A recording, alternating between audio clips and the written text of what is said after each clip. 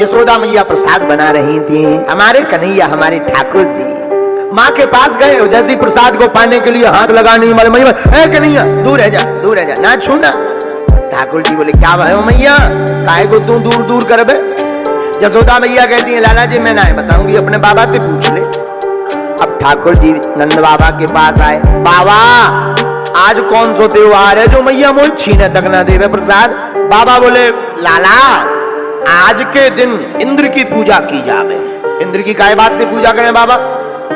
अरे लाला इंद्र की पूजा करने से इंद्र प्रसन्न है जाए, फिर बढ़िया झूम झूम करके बारिश करवे, झूम झूम कर बारिश होएगी तो घास उगेगी, घास उगेगी तो घास को गौ माता खाएंगी, गौ माता घास को खाएंगी तो मनमन का दूध निकलेगा, मनमन का दूध निकलेगा तो दूध का मक्खन बनेगा, मक्खन बनेगा तो मक्खन को बेच करके जरूरत का सामान आ जाएगा।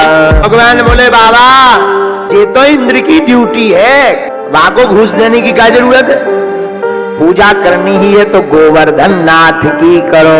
ये गोवर्धन पर्वत क्या है भैया? गोवर्धन पर्वत श्री हनुमान जी के द्वारा स्थापित है। एक जगह वर्णन आया जब राम सेतु के लिए पत्थरों की कमी पड़ गई तो सबको कहा कि लाओ पत्थर पहाड़ों को, तो श्री हनुमान जी लेने के लिए गए तो गोवर्धन पर्वत को उठा लाए, ले जा रहे थे तब तक रास्ते में राम जी ने खबर भिजवाई कि अब पूर्ति हो गई, इसको रख दो। तो गोवर्धन पर्वत को ब्रज में जाकर के स्थापित कर दिया। तो गोवर्धन पर्वत बड़ा निराश हुआ, बोले हम तुम्हें श्राप दे देंगे, तुमने कहा था राम जी के दर्शन होंगे, चलो हम चले आए। पहले तो पर्वत जीवंत होते थे, हम चले आए, अब प्रभु के दर्शन नहीं हो रहे। तो श्री हनुमान जी ने खबर भेजी भगवान के पास में, श्री राम जी ने बानरों को भेज करके पुनः संदेश का जवाब भिजवाया।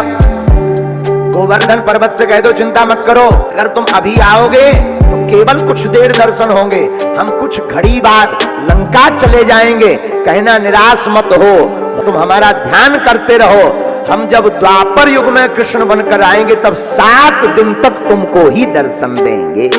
भगवान उस लीला को पूर्ण करने के लिए, क्योंकि राम ही घनश्याम है, तो कहते बाबा पूजा करनी तो गोवर्धन पर्वत की करो। नंद बाबा मान गए, क्योंकि गौ माता तो गोवर्धन पर्वत पर ही भोजन करती है, चरती है।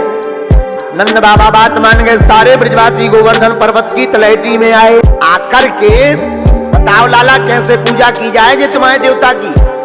हमारे ठाकुर जी बोले सबसे पहले जल चढ़ाओ। सारे ब्रजवासियों ने गोवर्धन पर्वत को स्नान करवाया, अब प्रसाद लगाओ। सभी ब्रजांगनाओं ने 56 भोग जो बना बना कर लाए थे गोवर्धन महाराज की तलहटी में प्रसाद रखा। भगवान बोले सब अपने नेत्र बंद करो, प्रसाद के लिए आवाहन करो। सारे ब्रजवासी आंख बंद कर लिए। भगवान एक रूप में कन्हैया बने रहे और दूसरे रूप में गोवर्धन बनकर प्रकट हो गए। लाओ ब्रजवासियों प्रसाद।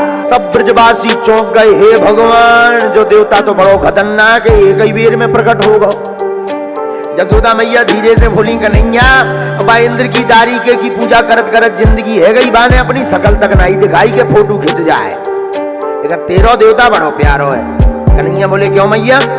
एक ही बार में पहले से ही प्रकट होगा कि लाओ ब्रजवासियों प्रसाद। हाँ मैया, पर मैया तो मैया होवे, छोरा कितनों लाखों लोगन में हो मैया एकदम चाल ढाल से पहचान जाए जे हमारा छोरा है।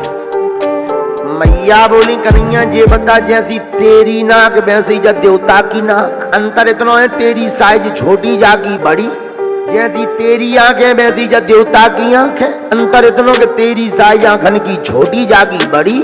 आ गड़बड़ है। ठाकुर जी मन ही मन सोचने लगे मैया ने पकड़ लिया।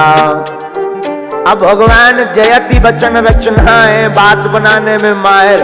बोले मैया मैया मैया मैं बताऊं, जौन गैया को दूध में पीऊं, बाई गैया को दूध जे पिए, जासन दोनन को फेस टू फेस मिल रहा है, पर दोनन में बहुत अंतर है मैया।